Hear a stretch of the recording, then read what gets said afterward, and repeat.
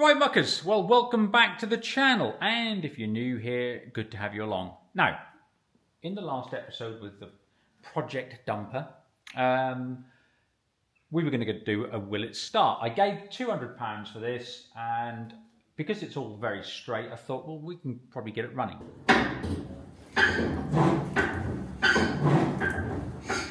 Not the case.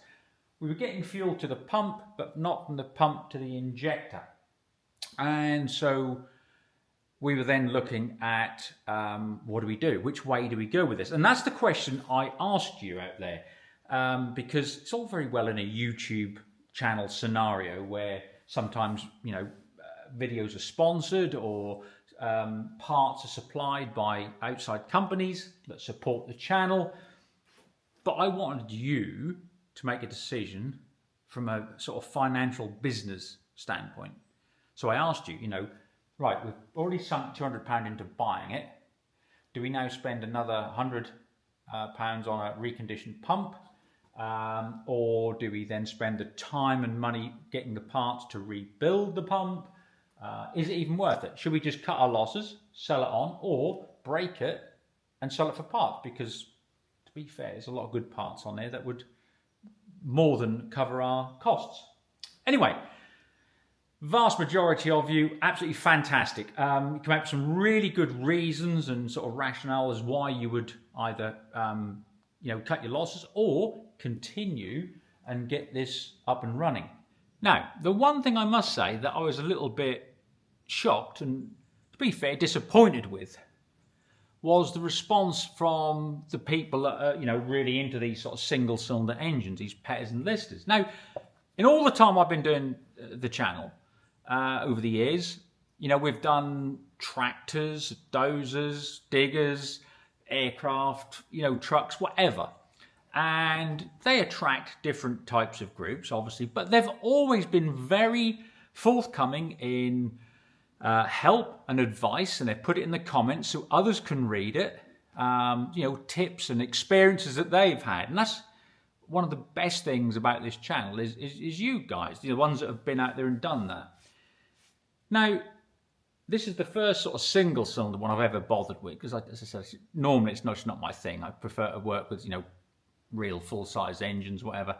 But the responses I was getting from the experts of single-cylinders, such as the petters, I was getting like, you know, I can rebuild one of them in 10 minutes.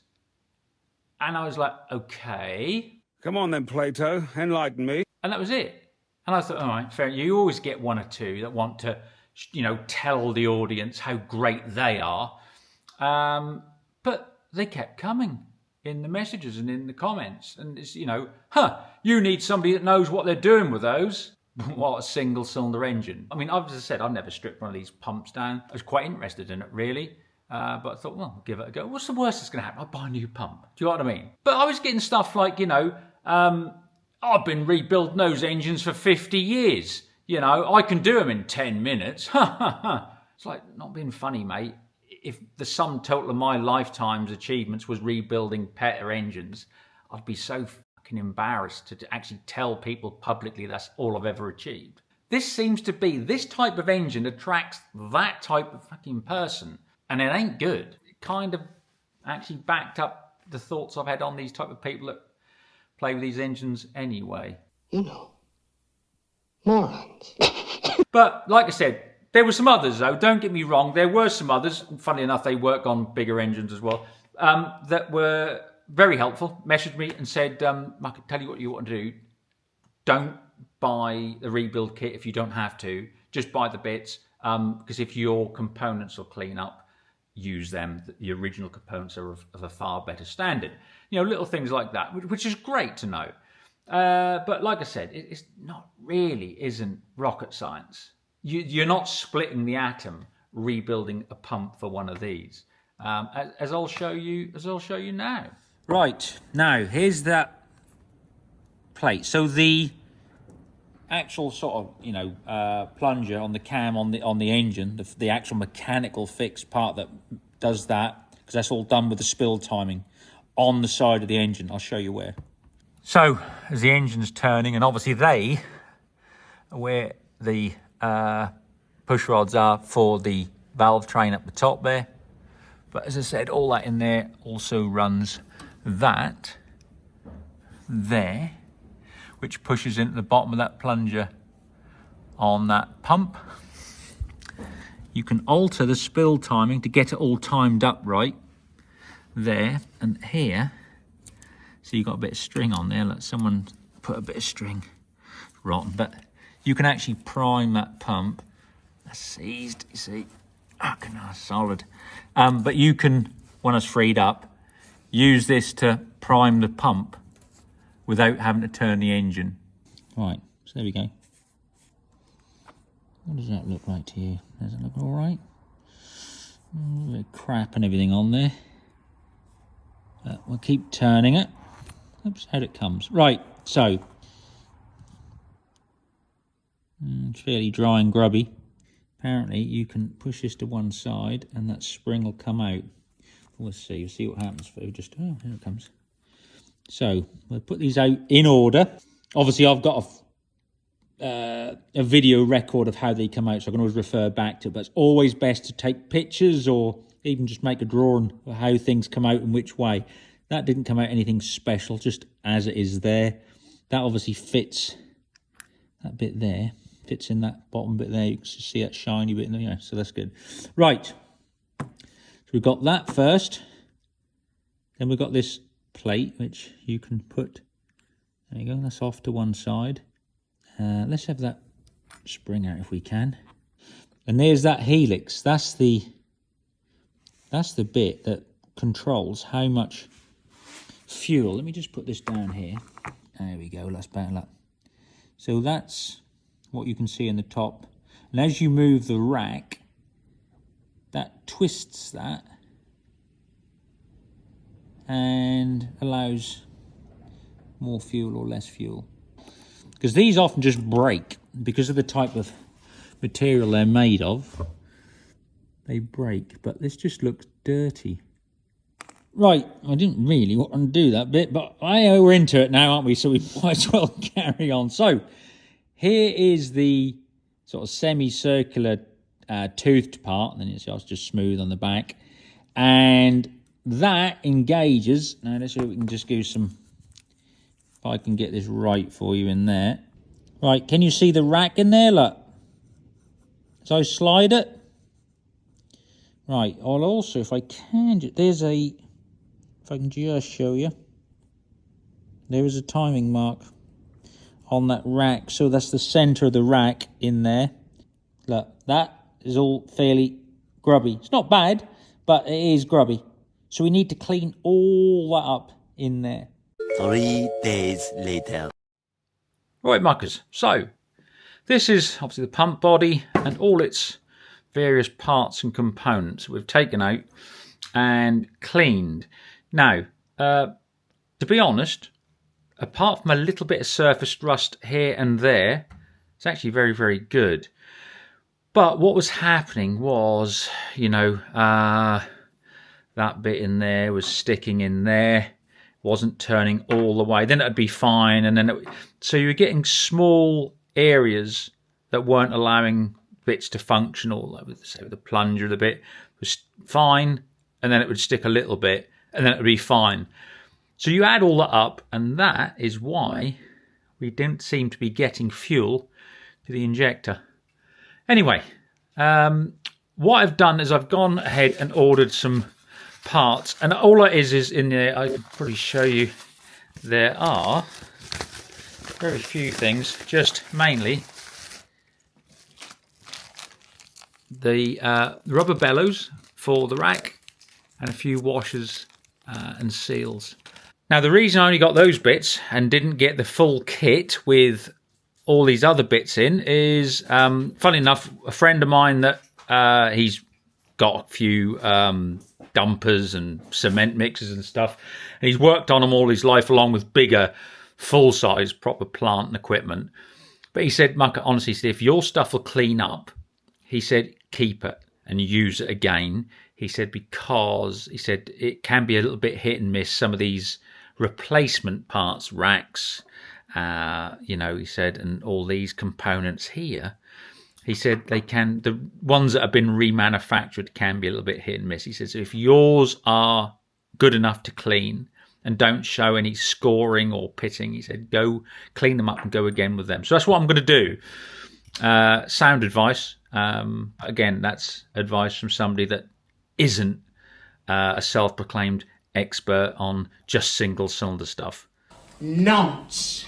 So when they're all cleaned up, bits like this can go in there and they can turn nicely. All right. So we just give them a little go over with a bit of wire wool and, as I say, just fitting there. And now there's none of that tight point or, point where you can feel a little bit of friction. There's none of that now. It just goes and turns. And I think, you can feel the quality of this original stuff. So one last time, you can just see the dot on the rack is lined up with the line on the actual control gear. Right in the centre there. All right, now with all the bottom end in there, I've got to, you can just see, I've got to put that spring clip in. So we're just compressing the actual plunger and everything down. And then I can put that in. And that's that bottom end in and secured. Okay, so that spring clip's in there now and seated in nicely. So just, so obviously you've got the actual mechanical plunger part on the dumper coming off that cam, which is all timed up with the spill timing and everything. And so as that goes up and down, as the, the engine turns over, that goes up and down like that, it'll push into the bottom there. And now we've got it, so it's doing that. Whereas before, parts of this and parts of that was sticking. Then it would go all right, and then it just, by doing that, it isn't allowing the fuel up. So now we'll do the top part. Right, well, just before we close all the top up with the other bits, let me just show you. So that's that helix in there, do you remember? So that regulates the amount of fuel, more or less, that you want, depending on where the rack is. Look, and that turns accordingly. All right. And that allows more fuel or less fuel, depending where the rack is. So that's all in there. All right, now we've done that. Do you remember there was those little gaiters to stop all the crap getting in there and water and moisture? Well, they were absolutely bollocks. So got 2 new ones, all right? So we can put them on there now. So there we go, muckers. That is the little Bryce pump cleaned down and rebuilt. As I said, there's not a great deal to them. Quite a nice little simple design. But there we are. It certainly isn't anything, like doing a straight 6 pump or a V8 pump or, V16. Some people obviously think it's be able to build one of these is like splitting the atom. But once you pull them apart, there's nothing really to them, as you've seen. But anyway, I don't know if this is going to work. I'd hope it will. But if it doesn't, we'll just put a new one on. Hopefully, those of you that wanted to see one pulled apart and see what was inside, it's given you a bit of an insight. But yeah, we'll go and fit it.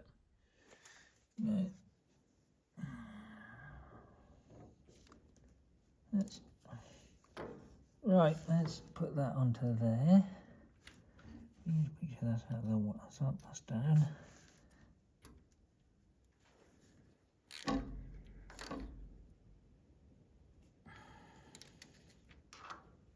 Now, because we've already disturbed all the fuel system, I've got no problem now with actually changing this filter. Now, like I told you before, if you're going to go for a straight willet start, you're best to disturb as little as possible, just in case you introduce problems. But we're beyond that now, so let's put another filter in here. Doesn't look great, does it? Not the best. Let's seal off there. And we'll see what the filter's like. Filter's not too bad. And we were getting plenty of fuel through. It just wasn't being pumped, but that's not great in there. Oh well, done its job.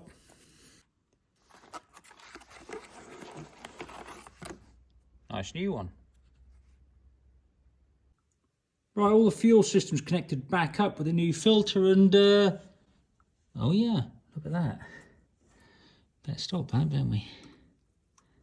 So, we've got fuel to the pump. Well, that's a good sign. Now, I've also freed off the hand prime, which is down here, but that was seized solid. As I said, the plunger was working okay at the bottom, but this was seized solid, so I just freed that off, and now, with our rebuilt pump, no, I didn't have that before. Right, let's put some more fuel in the tank.